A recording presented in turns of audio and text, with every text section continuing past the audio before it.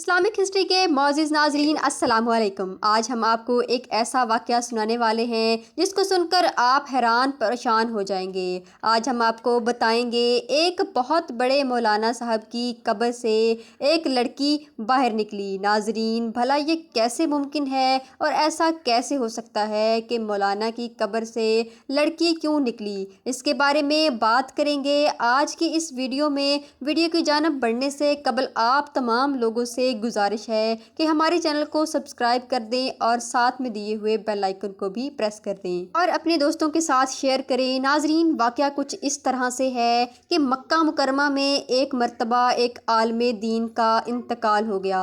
انہیں مسلمانوں کی ایک قبرستان میں دفن کر دیا گیا۔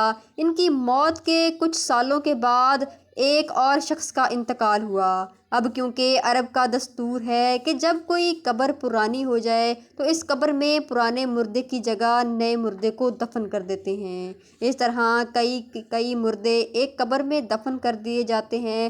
لہٰذا اس شخص کو دفن کرنے کے لیے جب مولانا صاحب کی قبر کو کھولا گیا تاکہ نئے مردے کو اس قبر میں دفن کیا جائے، تو قبر کھولتے ہی ایک عجیب و غریب منظر سامنے آ گیا تھا۔ اس قبر میں عالم صاحب کی لاش کی بجائے ایک نہایت ہی حسین اور خوبصورت لڑکی کی میت جیسے تھی، اور وہ لڑکی کسی امریکن یا فرانس وغیرہ کی معلوم ہوتی تھی۔ سب لوگ بہت زیادہ حیران ہوئے اور تھوڑی ہی دیر میں یہ خبر پورے علاقے میں پھیل گئی کہ فلاں عالم کی قبر میں ان کی میت کی جگہ ایک نئی لڑکی کی لاش ہے۔ لوگ دور دور سے یہ منظر دیکھنے کے لیے وہاں پہنچ گئے۔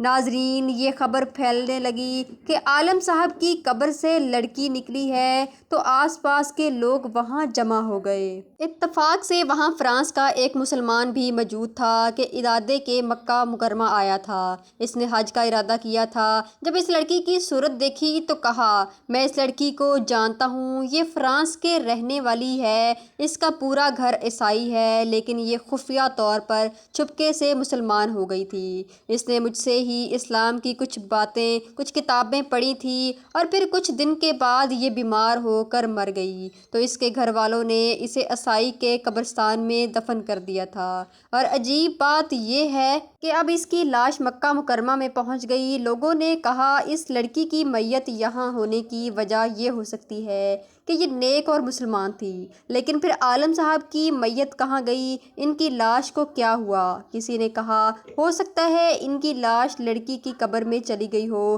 تو وہ جو فرانس کا مسلمان تھا، اس نے کہا میں کچھ سے فارغ ہو کر اپنے ملک جا رہا ہوں، حاجی دونوں میں اس لڑکی کے گھر والوں سے مل کر اس لڑکی کی قبر کشائی کر کے دیکھوں گا آخر معاملہ کیا ہے۔ یعنی اس لڑکی کی قبر کو کھول کر دیکھیں گے یہ کیا ماجرا ہے۔ لوگوں نے کہا کہ ٹھیک ہے، اور ان لوگوں نے ایک آدمی کو اس کے ساتھ بھیج دیا۔ اس آدمی نے اپنے ملک جا کر لڑکی کے گھر والوں سے سارا واقعہ بیان کر دیا، تو لڑکی کے گھر والے یہ سن کر بہت حیران ہوئے۔ چنانچہ حقیقت کو جاننے کے لیے انہوں نے لڑکی کی قبر کھولی تو لڑکی کے تابوت میں اس عالم صاحب کی میت تھی جو کہ مکہ میں دفن کیے گئے تھے۔ وہ لوگ بہت حیران اور پریشان تھے کہ آخر یہ ماجرا کیا ہے۔ جب یہ خبر مکہ مکرمہ پہنچی کہ ان عالم صاحب کی لاش عیسائیوں کے قبرستان میں ہے تو سب کو بہت حیرانگی ہوئی کہ لڑکی کا تو مکہ میں ہونا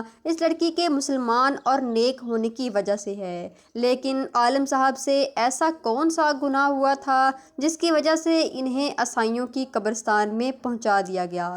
چنانچہ جب ان کی بیوی سے پوچھا گیا کہ تیرے شوہر میں ایسی کون سی بات تھی جو اس کے ساتھ یہ معاملہ پیش آیا؟ صاحب کی بیوی نے بتایا، میرا شوہر تو بہت بڑا نیک اور نمازی انسان تھا، تہجد گزار تھا اور قرآن تلاوت کرنے والا تھا۔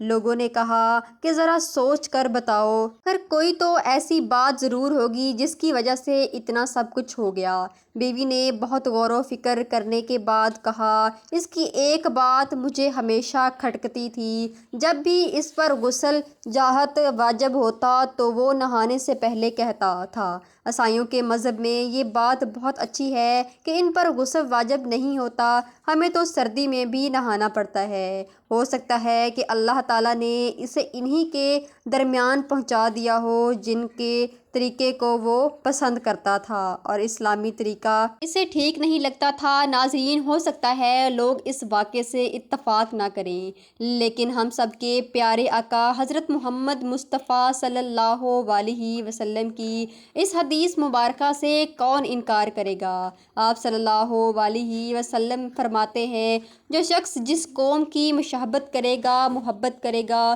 وہ انہی میں سے ہوگا۔ لہٰذا ہمیں چاہیے کچھ بھی بولنے سے پہلے اپنے الفاظ پر اچھی طرح غور کر لینا چاہیے۔ حضرت علی نے فرمایا، بولنے سے پہلے الفاظ انسان کے غلام ہوتے ہیں، لیکن بولنے کے بعد انسان اس کا غلام بن جاتا ہے۔ ایک اور مقام پر حضرت علی فرماتے ہیں، منہ ایک دکان ہے اور زبان اس کا تالا۔ جب زبان کھلتی ہے تو معلوم ہوتا ہے دکان لوہے کی ہے یا سونے کی۔ تو ہو سکتا ہے ہمارا غیر ذمہ دارانہ طریقے سے بولنا ایک لفظ ہمیں کہاں سے کہاں پہنچا دے۔ لہٰذا ہمیں اور آپ کو بولنے سے پہلے یہ سوچ لینا چاہیے کہ میرے یہ جملے کہیں قیامت میں میری پکڑ نہ کر لیں۔ اللہ تعالیٰ ہمیں اپنی زبانوں کا صحیح استعمال کرنے کی توفیق دے اور بات شریعت کے مطابق کرنے کی توفیق عطا فرمائے۔ جی تو ویورز، آج کی ویڈیو میں تھا صرف اتنا ہی۔ ملتے ہیں ایک اور واقعے کے ساتھ، تب تک کے لیے اللہ حافظ۔